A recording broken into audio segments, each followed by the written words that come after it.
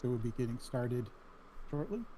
Hi guys, welcome to Feature Bootcamp Week 2. This is going to be part of our 8-week course. So for anyone who's new to Discord stage channel, so basically like if you have a question or you'd like to chat, there should be a little button that says request to speak. It's like you're kind of like raising a little hand. Or you could type in the text channel. So there's a little text channel on the side, just click in chat. And Connor can be up on the stage. Sorry about that. I already started the stream. I just didn't realize I was muted on Discord. This has been a heck of a class so far. Okay, we're getting going. We are starting with our week 2 of our 8-week program, where we will take you from idea to finished draft of a brand new feature script in 8 weeks. Let's get going. So here's everything coming up. We have this new session of pilot class, which starts on Sunday in just 2 days. That's running from 11 to 1 on Sundays for 6 weeks. You'll go from idea to finished draft of a brand new pilot. We have a new class for Best Protagonist for Your Story. That'll be Thursday the 23rd at 6 o'clock. We have a bunch of classes coming up on WordCamp as well, which is our novel writing server. We have Introduction to Writing Novels. That will be Saturday, February 25th at noon. Prose and Premise, which is week 1 of our new session of Novel Bootcamp. That's going to be March 4th, noon to 2.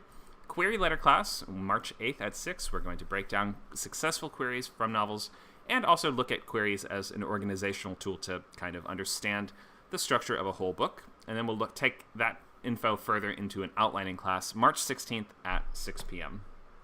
So we have discounted rates for unlimited members for things like consultations and development sessions on things like everything from logline to just brainstorming or things like that. If you want to, evaluations of first chapter or first page, proofreading, developmental editing, line editing, all of that you can find at scriptcamp.net/coverage. Bootcampers will get 50 to 90% off those normal rates. So we're going to have 3 bootcamps going on. We normally have 3 happening at ScriptCamp at any one time. We have features, TV, and novels. Features, Friday, 6 to 8. Novels, Saturdays, 12 to 2. Pilots, starting March 5th, it will be Sundays, 11 to 1. So here's what we've got today. We're looking at breaking the story. So story beat summary is what we're talking about. We're going to try to move from this first step of figuring out what is the movie that I am writing, what is the logline, genre, premise, comps, and we're going to try to advance to the second step, which is figuring out generally what happens in the movie. So we're going to try to work on this story beats outline, which is a list of all the major events of the story. It doesn't have to include absolutely everything, and there can be holes and there can be gaps, there can be things missing. But all of this requires just a really strong understanding of structure and what makes 3-act stories really work. So next week we'll be doing story beats. We'll be moving from story beats to scene cards. And scene cards are a full paragraph for every scene in the movie, which includes the page numbers that you expect it to take place on, so that by the end you're going to have a really clear roadmap for your entire story with a sense of what's going to be happening on essentially every page. We're moving from scene cards to beginnings of the script on the 17th, so that's going to be our week 4 class. And from then on, you're going to be writing about 20 to 25 pages a week, all the way up until the end of the draft, which should conclude on April 21st. So you can become a supporting member if you'd like to be in the rest of this boot camp, or if you'd like to participate in other camps, classes, workshops, and activities that we have on this server and on our many other servers, such as WordCamp, CodeCamp, TuneCamp. We have classes in everything from animation to programming and coding, all underneath the ScriptCamp banner. So by signing up for ScriptCamp, you will get access to everything that we do here. By becoming an unlimited member, you will get every single class and session and meeting that we have on any of these sites or any of these servers. You can volunteer if you know a skill or language you'd like to teach. You can let me or Nacho know, and you can tell your friends. If you refer somebody, you will both get a free month of unlimited subscription and a free month of Arc Studio Pro, which is a great screenwriting software. So if you still need to enroll and you have not yet done so and you'd like to be in the rest of this camp, then you can go to scriptcamp.net, you can go to membership, and you can start your free trial by clicking down here and get access to over 100 hours of events every month.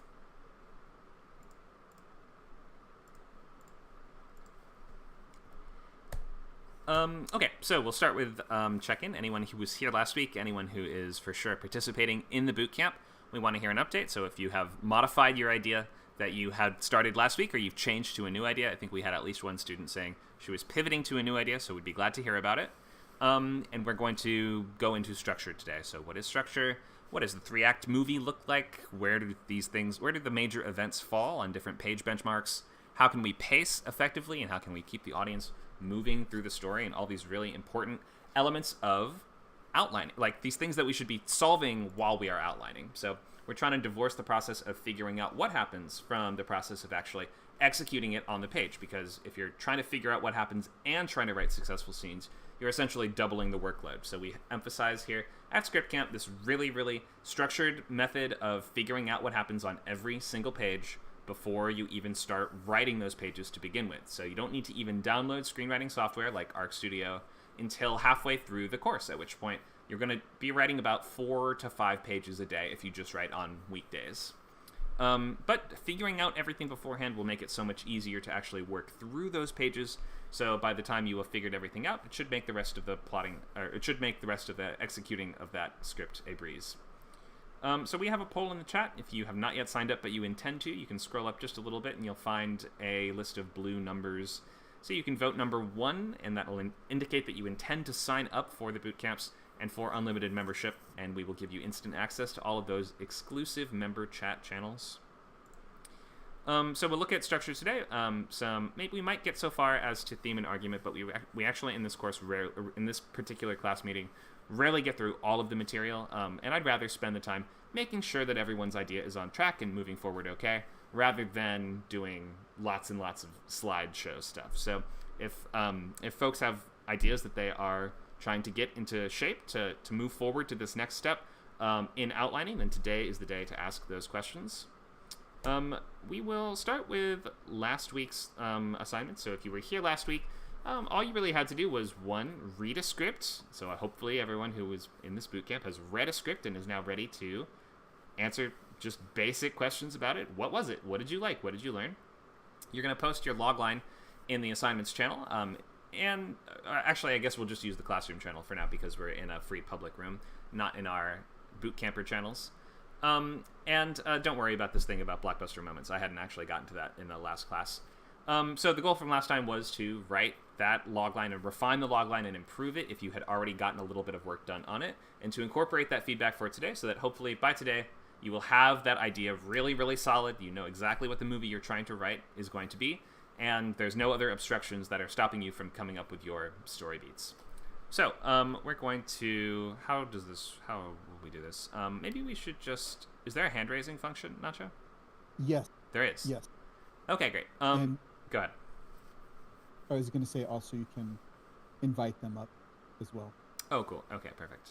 So yeah, we're trying out this new channel type for this class today. It's changed from the last time that we attempted to use these, so still getting used to it and working out a couple kinks, but I think I like this setup generally.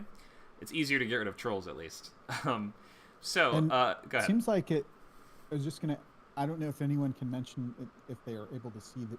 It seems like the video just automatically plays for everyone, so they don't have to like click on your name to watch the stream. Like it's just automatic. Cool. I didn't realize that. That's awesome.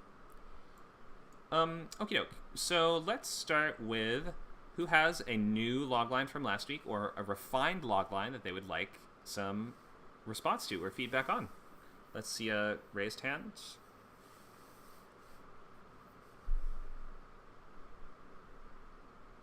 Joya says me. I think so. There's got to be a button you can click to raise your hand, but I'll just click invite you up. Hi, Joya. Hi, how are you? Good. This feels like a radio show now, doesn't it? It's like, caller, you're on. Hello. If you have relationship questions for us. Okay, so you've got a new idea, right? Yes, totally new, and I posted it. It's a little further up. Mm-hmm. Let me see if I can post it again, but I got it. Oh, okay. All right. So why don't you read this for us and explain a little bit about this one? Okay, so let's see. Let me scroll back up to it. Oh, okay. Okay, so, and they're both the same. They're both the same thing, just different log lines.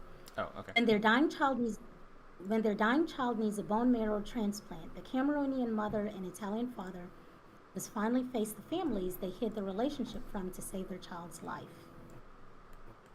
Okay, and maybe read the second one. Okay. When the son of an Italian and Cameroonian falls deathly ill, the couple must bring the families who know nothing of their family together to find a suitable donor. All right, thanks for that. And this is drama, I'm guessing? Yeah, romantic dramedy. Uh, well, yeah, more drama. So, Yeah, wait, romantic.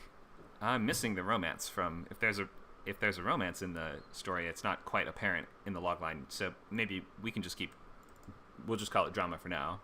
Let me read again and drama, yeah. make sure I understand. Okay.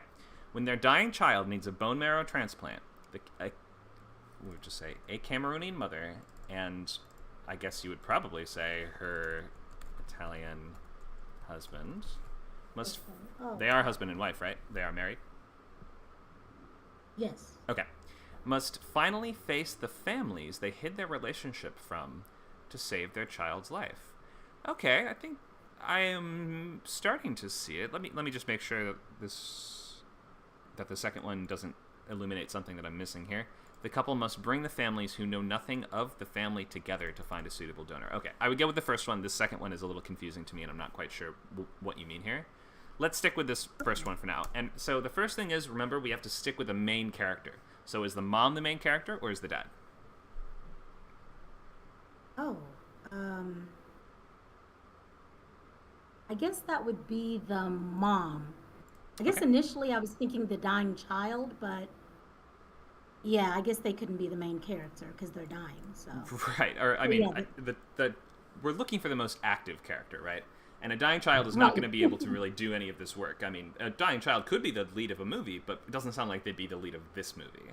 This sounds like the obstacle that is to be overcome is that, and correct me if I'm wrong, but that these two people from different cultures that maybe, I guess you're saying they can't get along or that they have prejudice against each other. Is that right?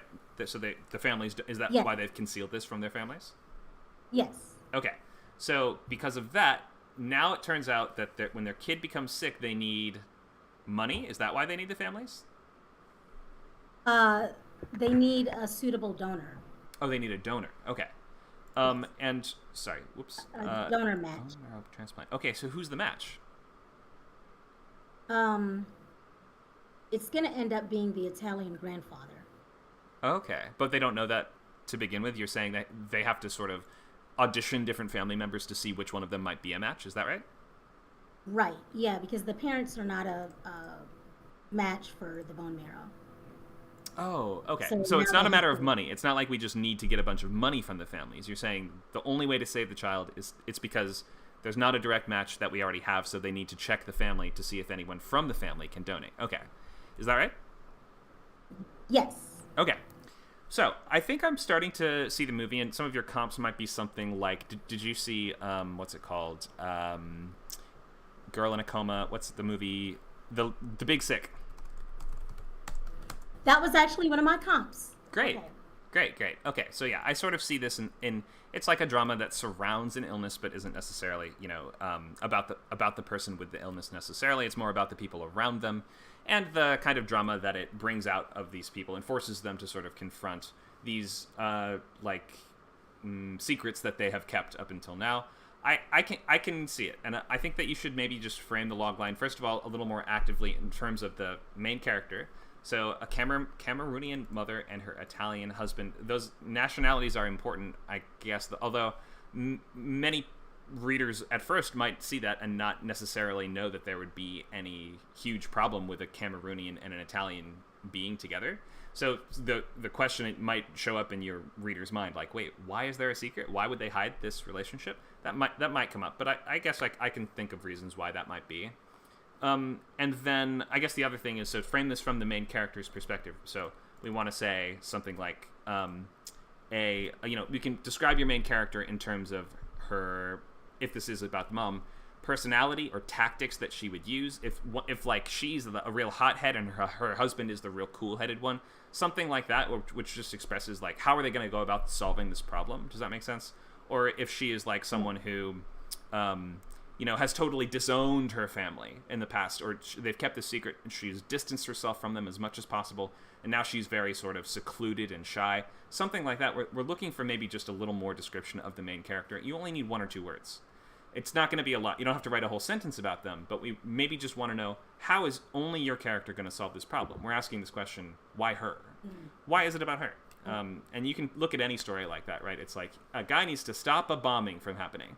But then the question is always, well, why him, though? Why is that character the one that this story needs to be about?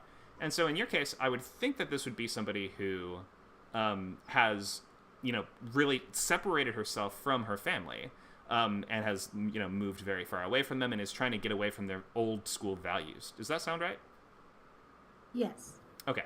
I'm just guessing. So feel free, if something sounds off, feel free to, of course, let me know. But so in that case, then you might describe your main character as, like, I don't know, very forward thinking. What if she's like, you describe her as like a real hippie or something like that? Then we're going to start to see, okay, that's not only a personality type, but I can start to imagine that person a little bit more, and maybe the tactics they would use. You don't have to use a total hippie, but that's just an example of, like, okay, that's a description of a character that would be more forward thinking, and I could understand them trying to separate from their traditional upbringing or something like that.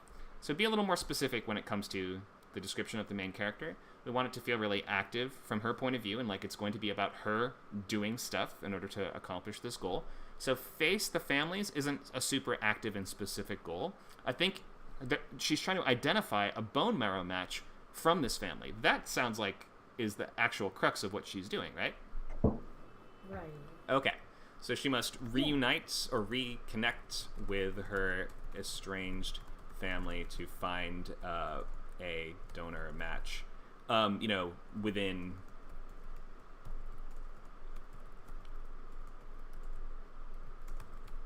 by the end of the month. I'm just making something up just to give it that sense of like urgency and really specific time frame or ticking clock that it can happen in. It's okay if you don't have that. Like, I think with a disease like this, it's not always clear that you have to have it by the end of the month or they'll die. But for the purposes of the logline, you might just want to pick a kind of time frame for this to take place over, so that we understand, we can sort of like imagine, is this going to be a movie that takes place over the course of 10 years? Or is this going to be a movie that takes place over the course of one weekend? Or is this going to, like, because I could see the same story or the same logline applying to either one. It might be that over time you have to very slowly reconnect with your family. Or it could be we're throwing together a big barbecue reunion, and by the end of this reunion, we have to get that donor sorted out. So you can choose how to, you can frame it how you want, but just try to be really clear on what is the time frame that the movie takes place over, especially for a drama where it's like, this could be for unlimited amounts of time. Gotcha. Okay. So specific. And to what you were saying earlier. Go ahead. Sorry. Go ahead. No, you're fine. I was just reading what I was typing out loud. So feel free to speak. Go ahead. Okay. So with what you said, yes, I'll take out the Italian and Cameroonian because that's just extra stuff that they'll find out in the movie anyway. And that's like right. you said, like that doesn't really add when you come from cultures that are forward thinking like Americans. So yeah, main three things: specific main character, make sure she feels really active and it feels like this is her story. She's the one that needs to perform actions and overcome obstacles to accomplish this tangible and really clear goal. The ticking clock or the sense of urgency should be evident in the logline too. So if there is a really tough time limit, if there is that hourglass ticking away, then we should know what it is. And that will help us with a sense of the scope too, because the scope might be over, we have 10 years to solve this problem, or it might be we have 3 days to solve this problem. And you should just let us know how much intensity there will really be in that story. Oh, gotcha. Right. And the more intense, the better. Usually. It's you can do it how you want. Like, it's a drama. This is not a thriller, so it doesn't have to be breakneck pace. It doesn't have to be we have 1 weekend or 3 days to solve the problem. That's one way of doing it. You could also say this does take place over the course of years. Like, if you see a version of it where we have to really slowly win over this estranged family and mend these numerous complicated fractured relationships, then maybe you see a version of it that takes way longer. So it's really going to be up to you how that plays out. Thanks. Sure. Can you put your screen back up? Thanks. My screen meaning you want to see the text like that? I mean, yeah, the text. Okay. Thanks. Sure. And I can copy this into the chat too if that helps. Oh, perfect. Questions? And um, I wasn't sure whether or not my other comp could be. I haven't seen Fools Rush In, and I barely remember The Big Sick. So, um, but to something you were saying earlier about making sure your comps are what they are, so that you're not setting up your audience for something unexpected. Mm-hmm. Um, from reading about Fools Rush In, I thought it added the element of, um, the marriage, but, these family dynamics. So I don't know if anyone's seen the movie, or whether that would be a reasonable or satisfactory comp to use for the second one. That's a good question. I haven't actually seen it either. I'm just going to paste the description into the chat if anybody wants a reminder. Anyone who has seen this, feel free to let us know if you think this is a good comp. But is this a comedy or a drama, do you think? It says it's a rom-com. Yeah. Oh, The Fools Rush In? That's right. Yeah. Okay, so that one was a rom-com. That's okay. Yeah, you can do that. If you see the movie having a lighter tone, then I think it might be a great comp. If you see it having a darker tone, which, I mean, it is about a pretty dark topic, then I would pick something else. But, yeah, it's a darker, yeah. So up to you. So it's definitely more. If you see it as darker, I would pick some, because The Big Sick is already kind of a comedy too. It has like comedic elements too. We don't want to pick two comedies if your script is really serious. Ah, gotcha. Yeah, it's pretty serious. So, okay. Okay, So might have I to will do a look little for more another- shopping around for comps. Yeah, maybe some folks in the chat have suggestions too.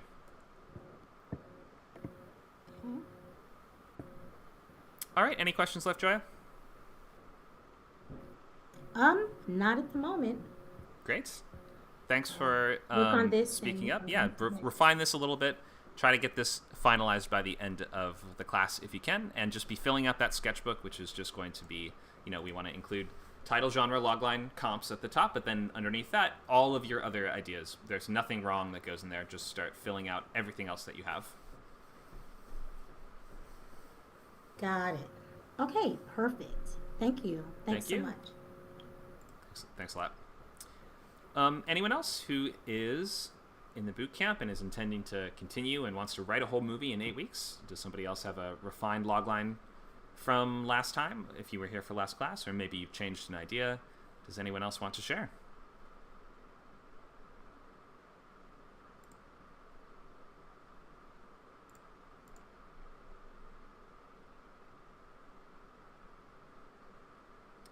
Mitch. So you're going to be in the boot camp, Mitch? I'll invite you up.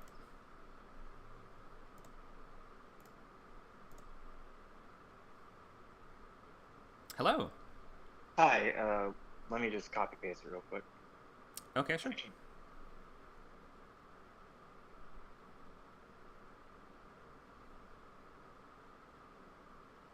So I know the genres don't really match the comps. I kind of need a...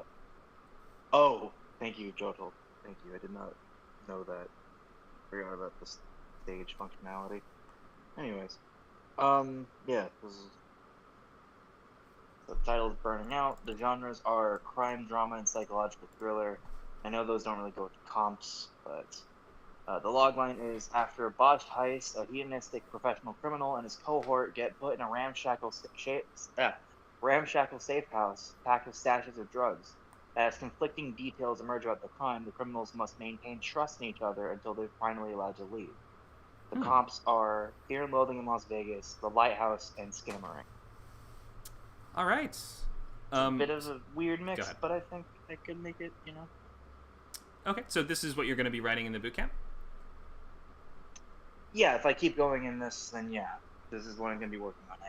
It's a little hazier of a concept, but that's why I want to tackle it, Okay, Why I sure. Pin it down a bit. Right, okay, let's take a look.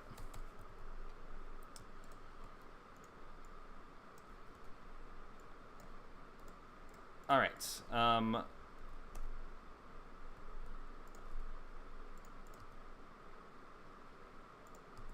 After a botched heist, a hedonistic professional criminal. What's a professional criminal? Can I just ask? Is that like a cat burglar or a robber, or what do you mean? I'm thinking something like maybe like a safecracker of some kind, like something very precise and with his hands. Okay, I would say like, that then. Just like I don't really have a reason for that yet. I just have like I'm trying to establish character details. Okay. So a safecracker. Okay, I would say that then. Most people don't know what a professional criminal is, or if someone is a professional criminal, there's another name for what they do that we would be. It would be easier to understand and identify, I guess I would say. A professional criminal and his cohort get put in a ramshackle safe house packed with stashes of drugs. But as conflicting details emerge about the crime, the criminals must maintain trust in each other until they're finally allowed to leave. So when you say conflicting details emerge, where would they emerge from if they're the only ones who are there? Telling stories, reminiscing. One of them's younger, but he's not like super young. He's like 35. The other one is up there. The safecracker's up there, and he kind of got like this Ozzy Osbourne vibe of like, "How are you still alive?" And he's like, "I don't know, but I'm enjoying it."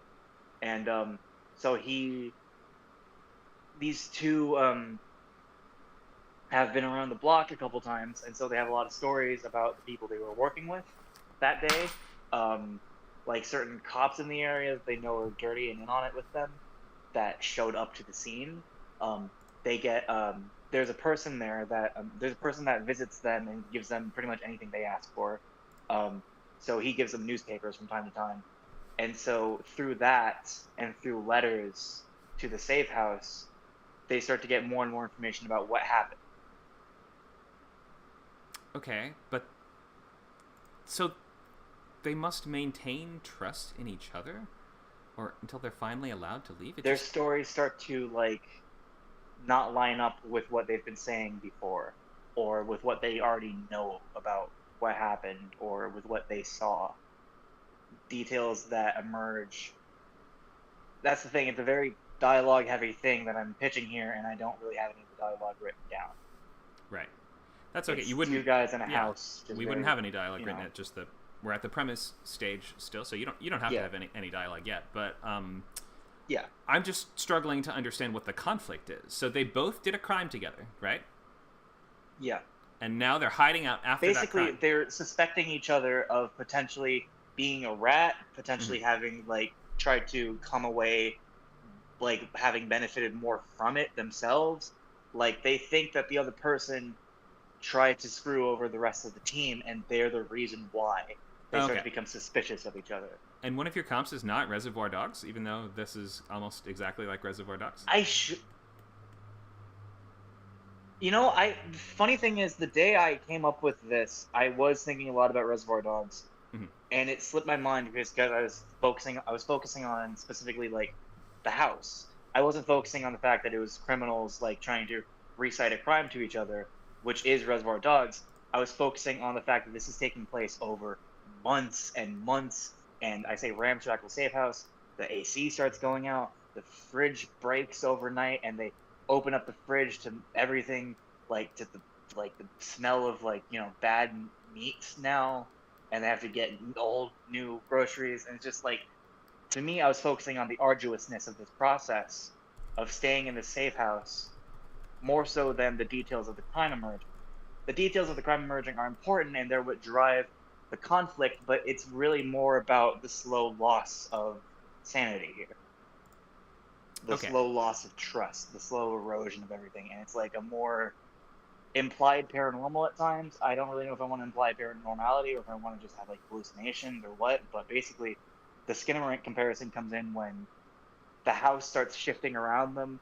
Doors and rooms appear, stairwells appear, cabinets that weren't there before, bed sheet patterns change, just the most random little things. And it feels almost like they have a maid sometimes.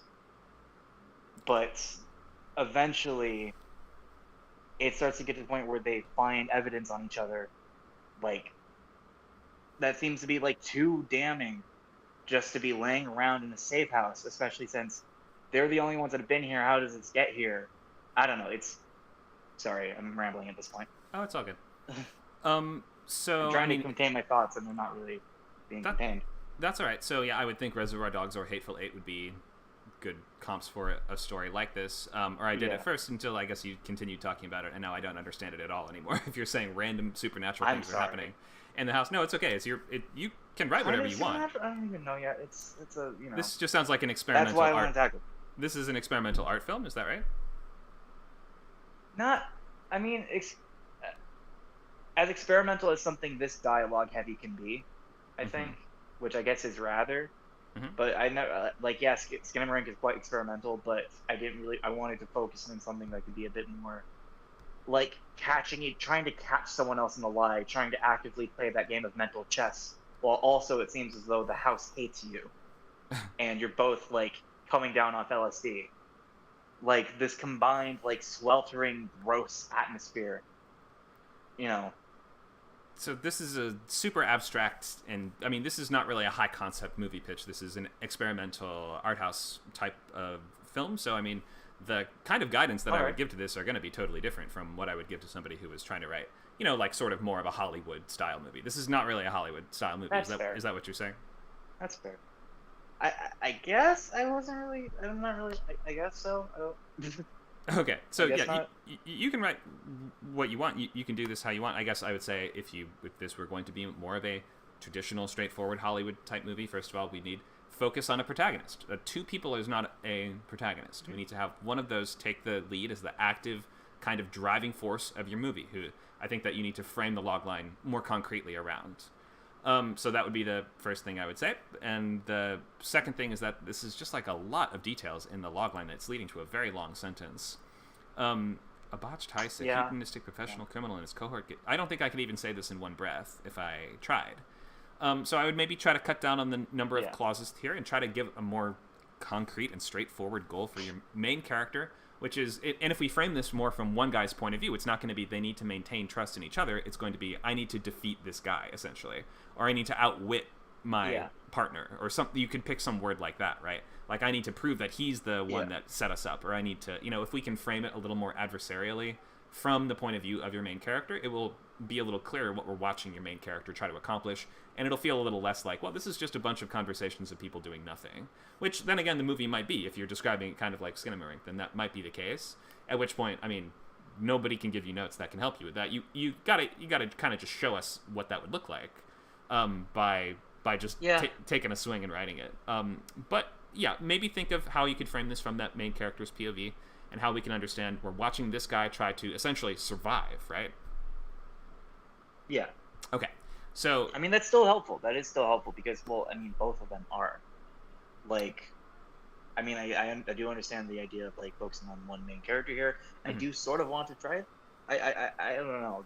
I'm this is so loose that I could draft this like 5 different ways. Sure. At this point, so I might try that. I might try the other way. I might try something completely different. I don't know. Okay. Well, I hope this is just giving you some ideas, or maybe like gotten some gears turning and made you just think of how I could present this, or the different ways that I could take this. Yeah. I've been writing down theme ideas and like events and like how they could tie into hidden motivations and cool, tying into bits of conversation earlier. Gotcha. Okay. Well, hope that helps. Thank you for sharing. Thank you. Do we have any other refined loglines from last week, or folks who are taking the bootcamp who want to make sure that they're on track with their idea?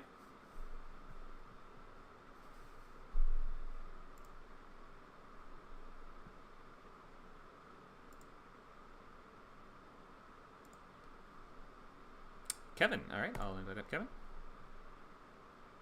Hi, Kevin. Yeah, sorry, I didn't go to the last class, and I'm still not sure about taking it, but I'm curious what you have to say if I brought up a long line. If you want to talk to other people first, I don't mind. No, go ahead. Going first. No. Cool. Here, I'll post it in the chat. Okay. Can you read it, please? Oh, yeah, of course. So it's still kind of a fresh idea. Title, first strike, genre, drama, logline.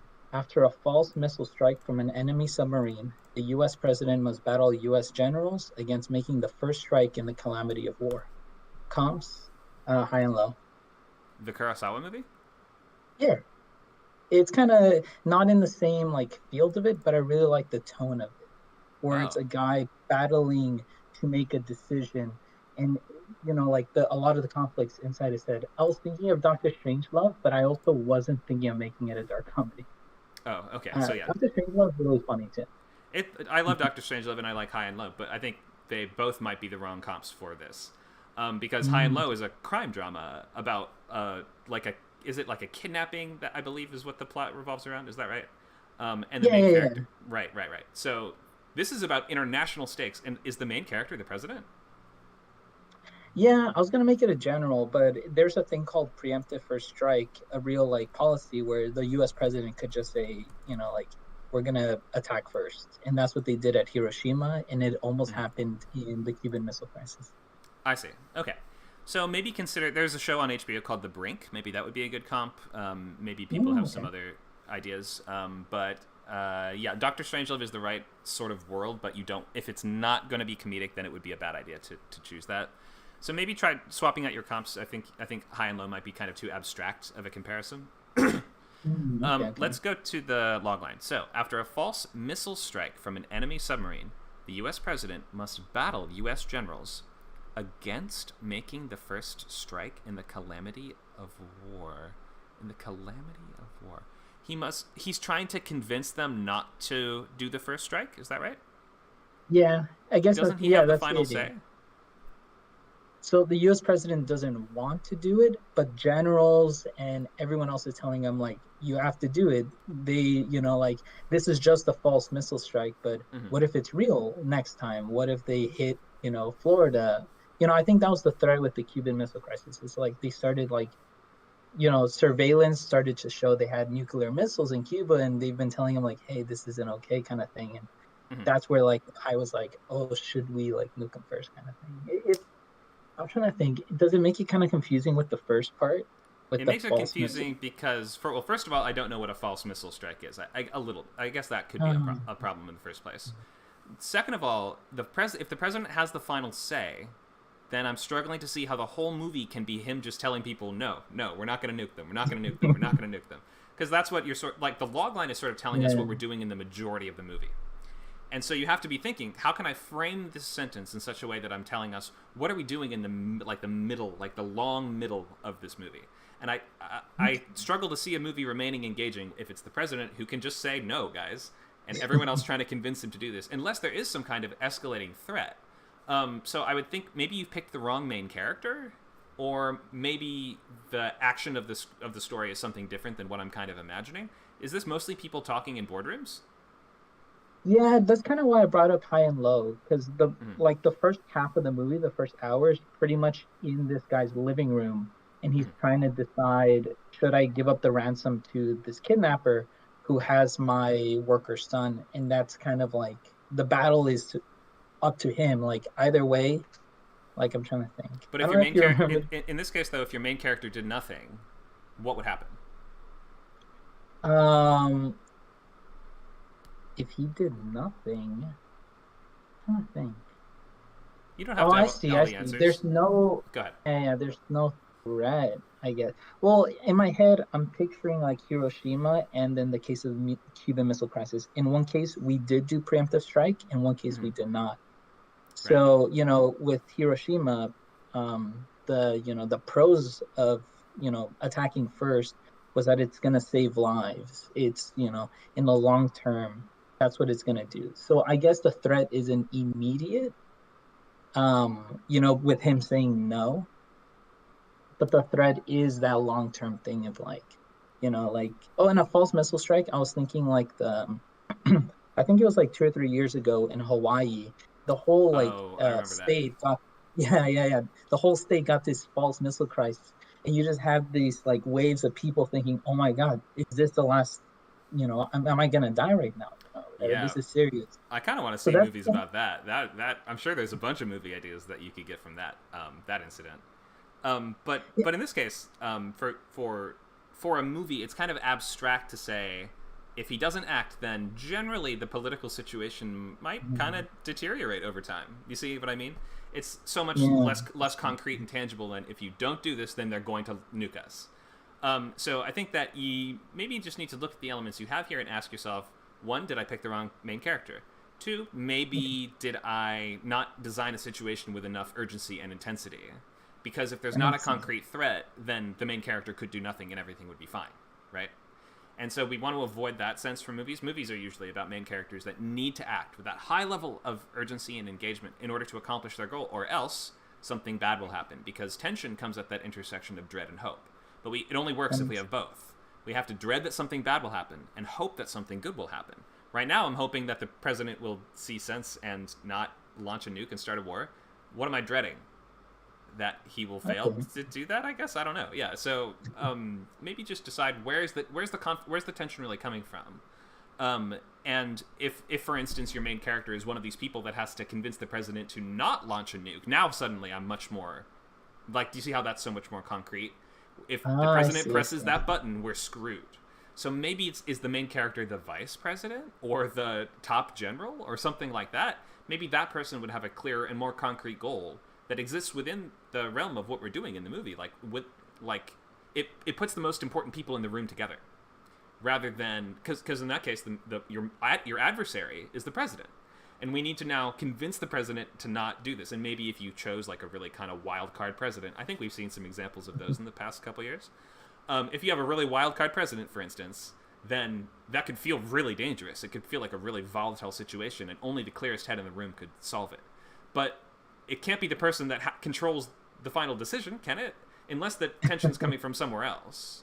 So I'm not sure what the answers to that are, and maybe you're not sure yet either. It might just require a little more stirring the soup or whatever to sort of pull out a really strong functional idea. But does that give you some ideas to start thinking about how can I increase that level of tension and conflict and give my main character a really clear goal with high repercussions, high stakes?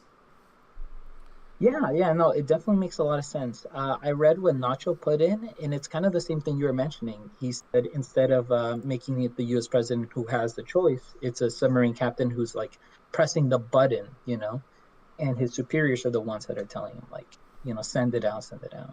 Sure, and we do that sort of thing where during the Cuban Missile Crisis, or during, I guess, just the Cold War, I forget exactly when this was, there were a couple incidents like that, weren't there, where, like, some Russian general was like, no, let's just wait a second and double confirm it, and everyone was like, push the button. I think there were a few incidents like that, so, yeah, we could frame a whole movie around the crew of a silo, or the crew of a submarine, or something like that, where we're watching the people actually responsible for launching the strike itself. There's lots of different ways you can go with this. I mean, it's a very dramatic, very high stakes situation, so you can kind of approach it from whichever angle you'd like. Any questions? Okay, on this? But yeah, Or this helps. Sure. Any other ways I can help you out with this?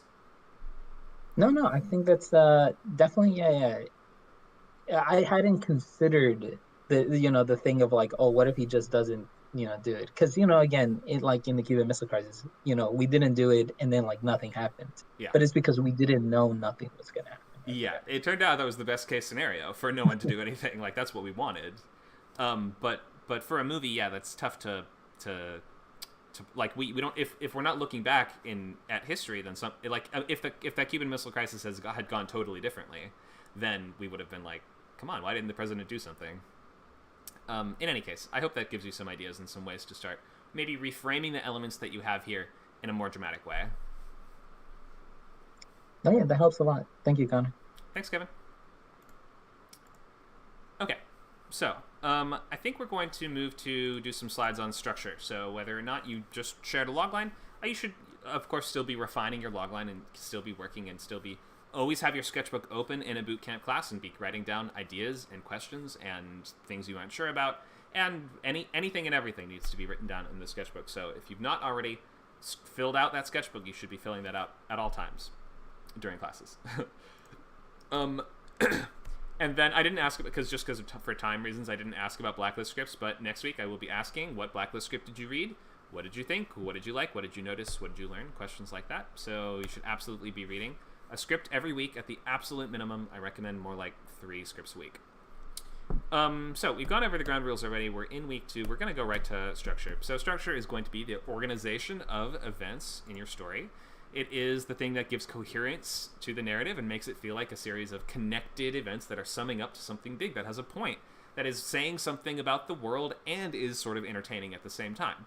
So the action of the movie is going to be what we're visually watching, and that's going to be sort of carrying us through this external journey that the characters are going on, and then the characters will have internal goals as well that they are going to interweave as the movie goes on, and so by the end, completing the external goal will usually coincide with completion of the character's internal goal, and all of that will sum up into some kind of dramatic argument, which is some statement that you, as the filmmaker, seem to be making about the world.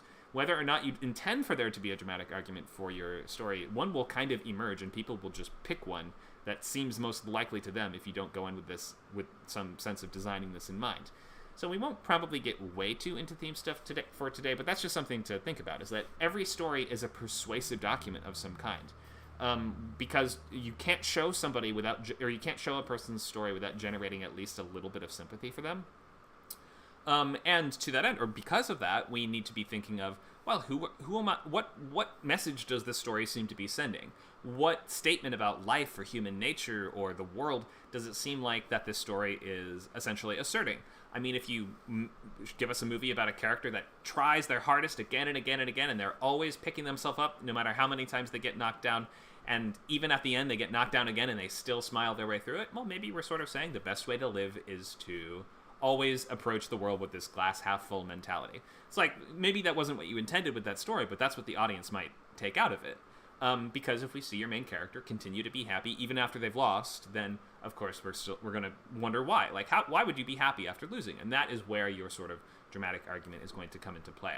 So the dramatic argument doesn't have to be something brand new. Your movie doesn't have to be saying something that no one's ever heard before.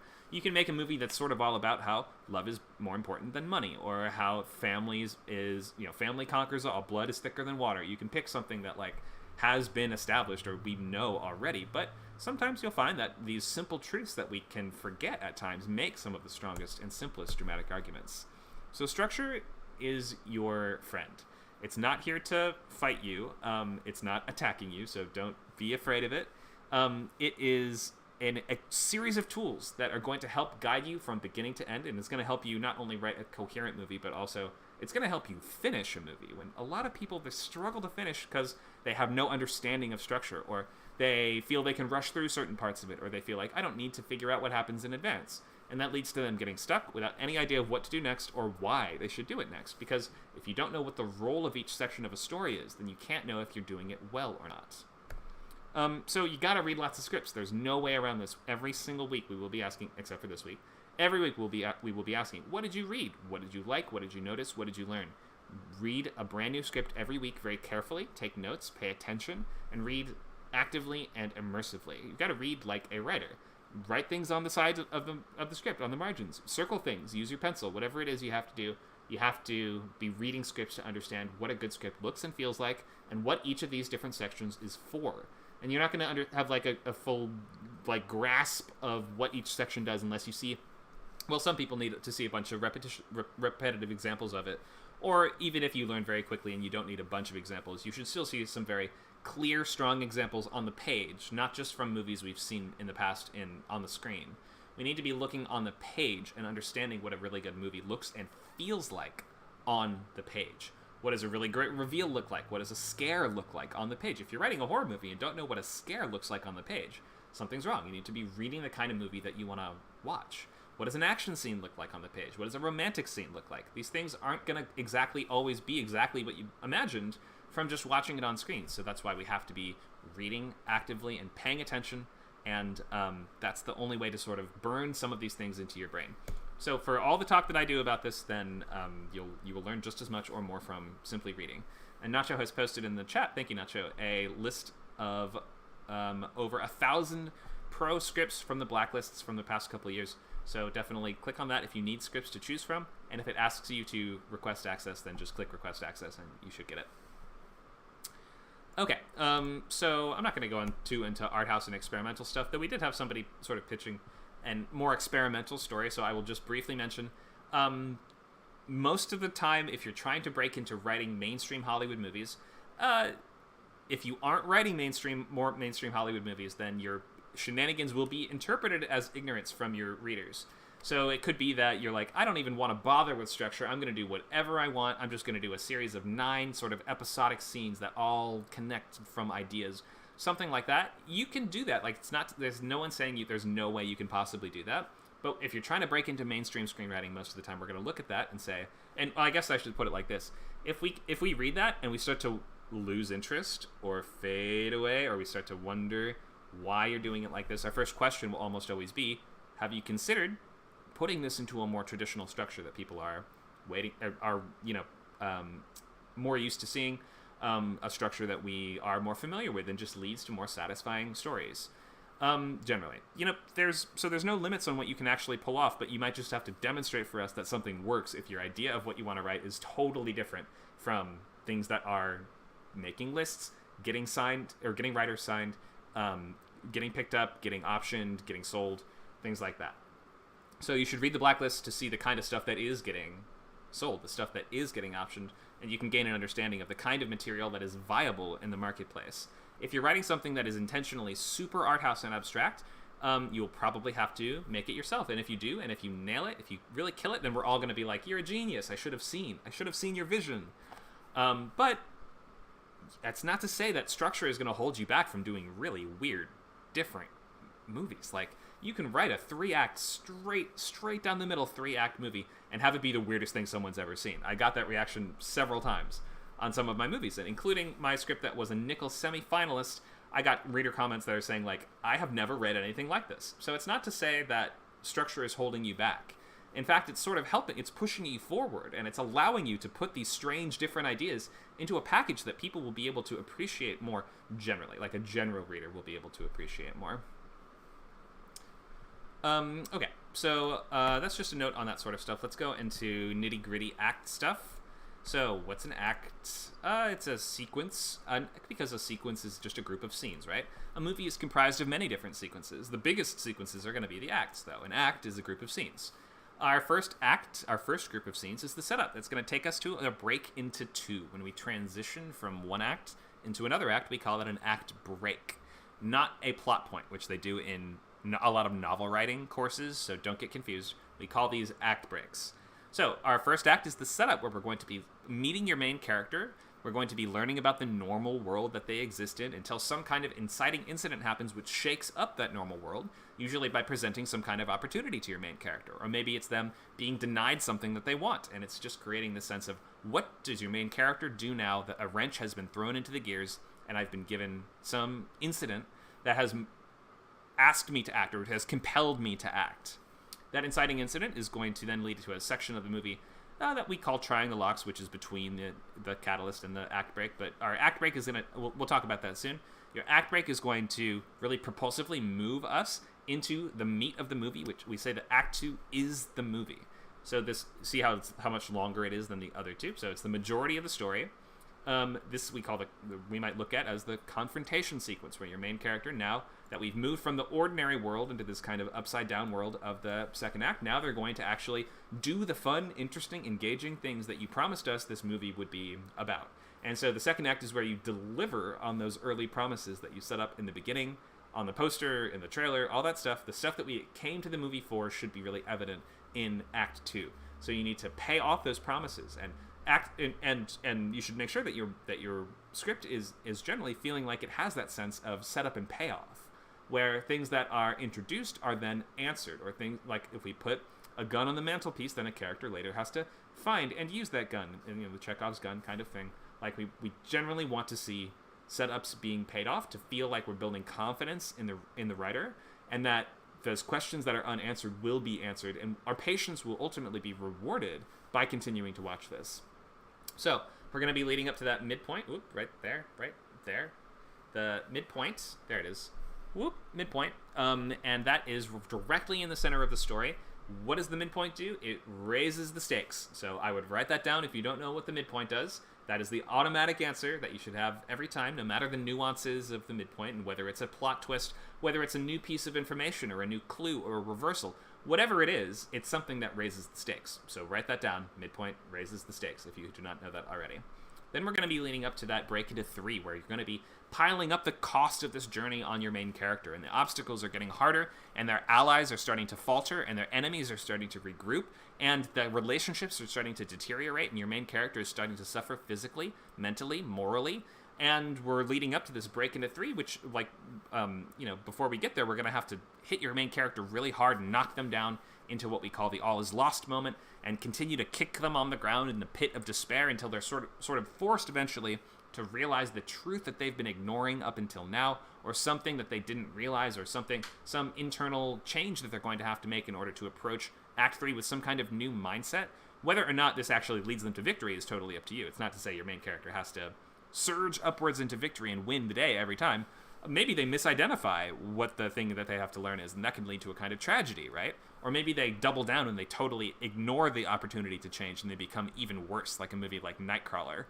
But a lot of the time, we're watching your main character kind of realize and rationalize this truth that they've been ignoring or avoiding. And as we move into Act 3, with this renewed sense of purpose, it's going to be a finale. We're going to lead into a finale that showcases how your main character has changed, because the finale is going to demonstrate them doing something they never could have done before this journey occurred. So because of the tools they've gained and whatever they've learned and however they've developed over the course of the tale, now in the finale they're going to go toe-to-toe with the oppositional forces one more time, whatever those things are, and we're going to have a big final showdown, whatever that looks like for your genre. And then your character either wins or they lose. And then we have a couple scenes afterwards, which we call like the epilogue, essentially. And we're going to wrap up pretty quickly. We don't want to go on way too long after the climax, but, within 3 or 4 scenes, usually, of the climaxes, we're going to wrap everything up and be done. Ultimately, your movie should be 90 to 120 pages long. If you're newer at this, aim for a shorter movie, I would recommend at least, because it's just easier to work with shorter stories. And if you're writing something like horror or thriller, you can get away with even shorter, like 80 to 90. Actually, I see those sell all the time in horror thriller, and like 85 is actually considered kind of a sweet spot for horror or thriller. No actual strict requirements on page counts, but that is just the general guidelines. If you want to work as a screenwriter professionally, you should be looking at writing full-length stories, full-length movies, or full-length pilots in that 8 to 12 week time frame, at least for that very first draft. And then being able to move to those next stages. The next draft would be 2 to 3 weeks per draft after that. Generally, you're going to be writing about 3 or 4 drafts and then moving on to the next project, because 99.9% of movies don't get made, and we're looking at this primarily as practice, and we're improving. We're going to the gym, we're lifting weights and running laps, and that's why I recommend you pick something that you're not way too attached to, and not something that you're going to have to honor your family by getting every detail just right. You're going to pick something you can get excited about, and you know that you can accomplish, because it is within your scope, the scope of your abilities, within the 8 weeks of the course. Okay, so Act 1 setup, Act 2 confrontation, Act 3 is climax and resolution. Here's a more expanded look at structure. We will go more into this just pretty soon.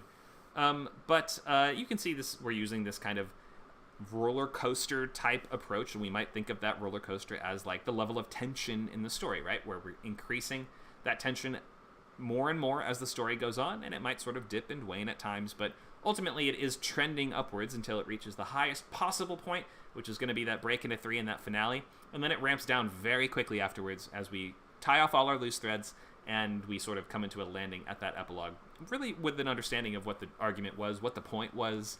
We should understand why we watched this. Okay, so I'm going to pause and ask for questions before I get into any of these 1 points. So before I actually break down all of the different pieces of a 3-act story like this, let me just pause for questions so far on anything we've talked about up until now.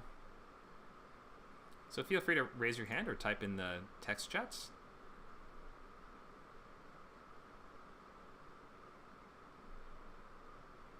You should see a hand icon at the bottom row of buttons here.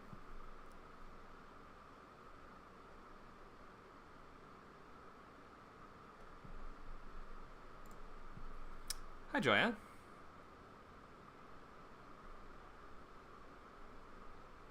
Make sure to unmute yourself. Just click that gray microphone icon. I hear you now. Go ahead. Okay, perfect. Can you put up that very first part about the structure, that first page? This one?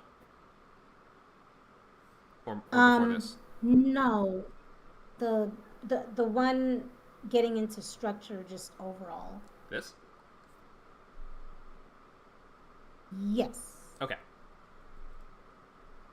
Did you have a question about something on here? Right. No, I was gonna like write it out manually so I can internalize it, but I didn't catch it before Okay. went to the next one. I'll link you the slideshow if you want to just have the whole thing. Oh, okay, great. Please and thanks. There we go. I posted it in the chat, so you should see a link to Feature Bootcamp Week 2, and that should have every slide on there. This is slide number 18. Okay, awesome. Thanks so much. Thank you. Other questions on anything we've talked about so far?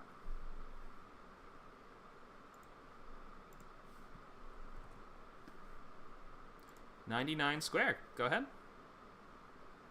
Hi, I was just wondering a little bit about midpoints.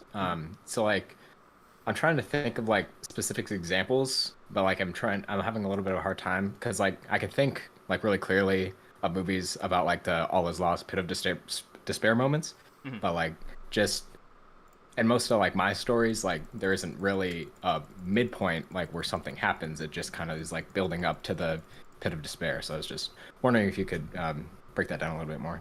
Sure, yeah, I'd be glad to. I thought I may have had a slide just on midpoint on this one, but I guess that might be in a different slideshow. But that's okay. I can get into that. Okay, sure. Let's just start with midpoints then if we're going to look at structure. I'll keep this up behind me. So, midpoint is a moment directly in the middle where the stakes raise and we maybe reveal some new information that we weren't sure about up until now. Or maybe we kill the first monster, but now we realize, oh crap, there's a whole nest of monsters. Or we find the criminal, but it turns out he's part of a cult, and now we need to actually, deal with way more opponents than we thought we would be. So, for instance, let's just take New Hope, for instance. So, New Hope, what's the midpoint? Well, we team up with Han Solo in the early part of our sort of premise scenes, and we warp to where Alderaan is supposed to be, but wait a minute, it's gone. And now the stakes are exponentially raised when we see this super weapon is starting to pull our team into it, and they get captured by the Empire. So there's just one example from New Hope, right? Right in the middle of the movie. And this is what midpoints often do, is they will introduce some new direction, some new information. It's some kind of twist or development of some kind. So in this case, we realize the Empire is capable of destroying planets, and now we've been captured by them. So it's a pretty big escalation in two huge ways. And you can kind of go through and find, like, often it will be some sort of, we think that we have won early on, or we think we've overcome a huge initial hurdle of this journey. So it might be that, like, we have defeated one villain, but it turns out we had the wrong guy, or maybe there's another one we didn't know about. Or it could be that your main characters actually seem as if they are, if things are just getting worse and worse and worse and worse, then this might be a moment that seems like, oh crap, it's all over. How could we possibly defeat this? So it's always going to be raising the stakes, but it's often going to be introduction of some new piece of information or a reversal of existing information. Like, it's going to change our direction, even if it's only a little bit. And I can give more examples if maybe just name a movie, and I could tell you if I know what the midpoint is. What about The Ring? Do you know the horror movie The Ring? I have not seen that, unfortunately. You've not seen it. Name a movie, and I'll tell you if I know the midpoint. The Matrix. The Matrix. Okay, so in The Matrix, it's Cypher killing everybody, isn't it? So this is when the midpoint of The Matrix is after we have all those cool, like, Morpheus gets captured, right? And then as our crew is trying to get back home, it turns out they've been betrayed by someone on their team who unplugs almost everybody. Right. So stakes are way higher, right? Because this is our first human traitor that we've even met. And so we know that humans are going to be working against Neo from now on. Morpheus is captured, and now we have to totally rethink how we approach the main problem of the movie. All right, cool. Thank you. Sure. Hope that helps. Mm-hmm. Other questions? We have a text question from Jotul that I can read out if he wants to do it that way. do I think most structures are just 3-act structures but articulated differently, or are there other specific versions I think are largely different? That's a good question. So generally my thought is that most of them actually, you're right, yes, are more just like 3-act, but that have been framed in slightly different terms. We could look at all these other ones, I mean, but look how even Kisho Tenketsu looks just like the what do you call it, the roller coaster. We could like do a side-by-side on them if we wanted to, but there are other cultures of storytelling, and there are many different traditions of this from through all time. And I'm not going to profess to understand them all, or to know about them all, or to have a really wide understanding of different worldwide storytelling styles. But in the ones that I've seen and the ones that I'm familiar with, they all pretty much look like this. Yeah, even the 5-act, you kind of break it down, and you're like, oh, it's kind of like 3 acts, isn't it? Or we could take a 2-act. I mean, I write plays all the time. Plays are 2 acts generally, but the way you slice it up, like if you slice it just a little bit differently, squish the Play-Doh back together, and take your razor blade and just go put it in 2 different spots, it still pretty much works as a 3-act story with some differences. There are some changes from between 2 and 3-act. But yeah, in my general answer to that question is, yeah, they're all kind of looking like this. They all the ones I'm familiar with behave like this. He's requested to speak. Come on up.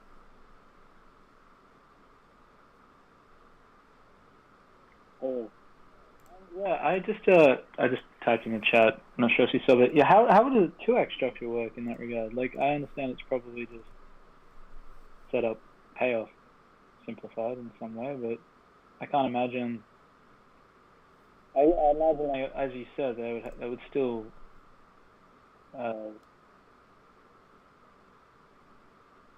sort of beats. But what's the basis of the justification behind it being 2-act? Sure. So 2-act is a theatrical structure, like we see this in plays most of the time, and it's mostly coming from this idea of how long can an audience sit there for and comfortably pay attention to something that's happening in front of them, which after about, like an hour and a half, which is around what most plays' first act is, then people just need a break. And so it's helpful to have that break, but with that break comes this expectation that we're resetting the energy of the room. So that's that big difference between 2-act and 3-act, is that the midpoint is like a stopping point. So we have to think of it, yes, it is a raising of stakes, but it should also be a kind of cliffhanger. That sense of the midpoint being a cliffhanger does not exist in 3-act at all. Does that make sense? So we're trying to bring the audience back and convince them to return after the intermission. And so that's going to require, first of all, the first act break to end on a sense of something urgent is on the other side of this. Like you need to come back to see how this plays out, in the same way that a commercial break on a TV show kind of insists you have to come back to see how this is going to play out. The other thing is that when we return from that midpoint, from that break from 1 into 2, we have to start it with a much higher level of energy, because we're trying to get the audience back into their engaged mode. Like they've just been drinking sodas and talking with their friends in the lobby for 10 minutes or 15 or 20 minutes. So now when they get back into it, they need to be kind of gripped yet again, and we need to maintain their engagement all the way up until the finale and then end pretty much right away. So that midpoint is, of course, going to be the biggest distinction between 2-act and 3-act, where in our 2-act structure, we're looking at that midpoint as a stopping place and as a point where we now need to convince people to return afterwards.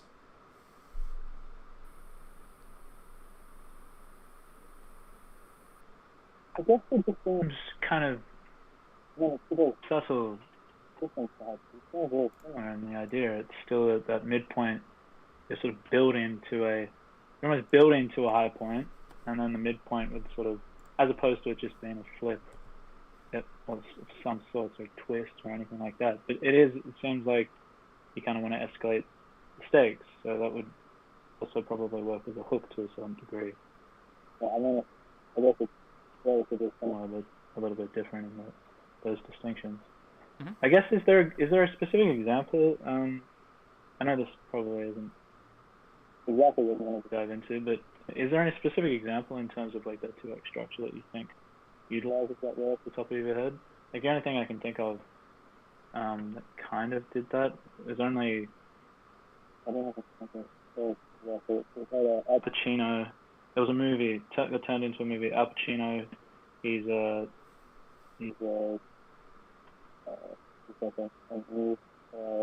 salesperson. He's like we're going to semifinals. Is there any examples that you can think of off the top of your head that utilize that well? Do you mean like from plays or movies that have? Because there aren't a lot of movies that have 2-act structure. So you're asking what's just an example of how a play uses that? Yeah. Okay, sure. So how about in the Beetlejuice musical? The Beetlejuice musical, it splits in half directly after the Banana Boat song, which sort of represents the main character has teamed up with this ghost that she's going to try to essentially use to scare her dad so badly that he lets them move away from their current house. So the whole first act has been teaming up with this ghost, and now we're trying to see if we can work with him. Is he going to betray us? What are his powers? What is he capable of? And then by the time that partnership really kicks into gear, it is going to represent it represents the moment where he actually starts to influence the family, and he starts to possess people and do crazy stuff around the house. So we sort of get the sense of this is what the next act is going to contain. Like, we see our first taste of his crazy ghost hijinks in this huge song, and then we're sort of setting this promise of, and when you come back, there's going to be way more of that kind of hijinks. So it's like we're moving from one story world into the next one. We're moving from the non-supernatural world into the more supernatural one. And on the other side, we of course open the next act with a really energetic song to represent now our human and the ghost are working together.